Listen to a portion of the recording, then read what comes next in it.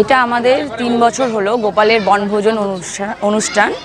হ্যাঁ, এটা আমাদের একটা মহিলা পরিচালিত প্রোগ্রাম। এটার নাম হলো অনাদিয়াদি গোবিন্দ সেবা সংঘ। হ্যাঁ, এই ক্লাব প্রাঙ্গণে আমাদের প্রোগ্রামটা হয়, প্রদীপ সংঘ ক্লাব প্রাঙ্গণে। আজ 3 বছর হলো এই প্রোগ্রামটা। তো আমরা মহিলারা প্রত্যেক মাসে এই পাড়ার মঙ্গলের জন্য একটা করে পদাবলী ভাগবত পাঠ করা হয়। হ্যাঁ, আর প্রত্যেক বছর এই শীতের অনুষ্ঠানের সময় আমরা গোপালকে বনভোজন দিয়ে তারপরে নিজেরা বনভোজন করি। এই অনুষ্ঠানটাই আজকে চলছে আমাদের এখানে। এই বনভোজনের মেনু কি রয়েছে আপনাদের? গোপালের জন্য প্রচুর মেনু রয়েছে, যেমন পিঠা, পুলি, নাড়ু, মোয়া।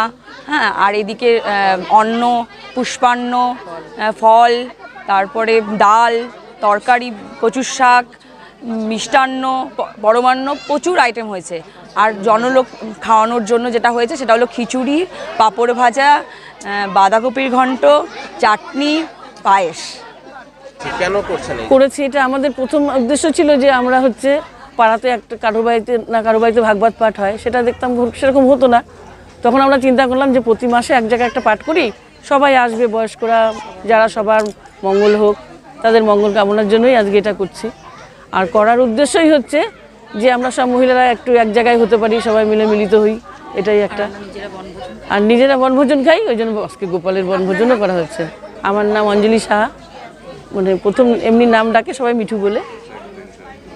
আপনারা এত সুন্দর একটা আয়োজন করেছেন এবং পাশাপাশি দেখছি প্রসাদের একটা ব্যবস্থা করেছেন, এত যে আয়োজন, এই আয়োজনটা কোথা থেকে আমাদের সব দর্শকের চারিদিকে সবার কাছ থেকে নেওয়া।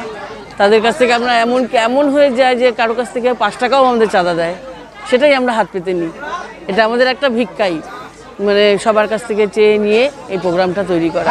আমাদের তো নিজেদের ক্ষমতা হবে না।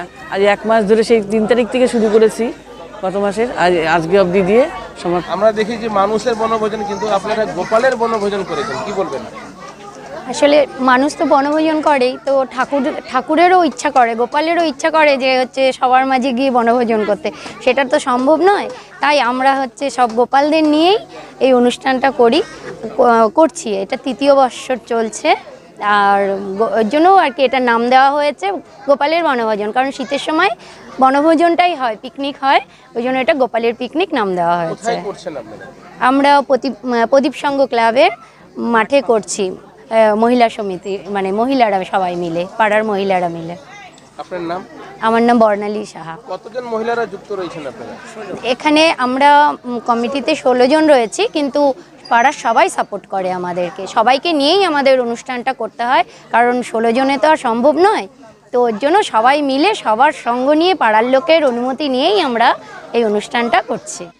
সচরাচর আমরা সবসময় শুনে থাকি যে এই শীতকালীন সবাই মানে মানুষরা মিলে আমরা বনভোজন করি, কিন্তু এই উত্তর দিনাজপুর জেলার কালিয়াগঞ্জের মণিবাগ এলাকায় প্রদীপ সংঘের যে ক্লাব মাঠে একটা আলাদাই বনভোজন, গোপালের বনভোজন। কারণ স্বয়ং ভগবান আমাদের বনভোজন করতে আসতে পারে না, তাই এখানকার মহিলারা এবং এলাকার মানুষরা একত্রিত হয়ে প্রায় 3 বছর ধরে এই গোপালের বনভোজন তারা করে আসছে। উত্তর দিনাজপুর থেকে আমি রাধারানী, আপনারা দেখছেন হর্ষ নিউজ।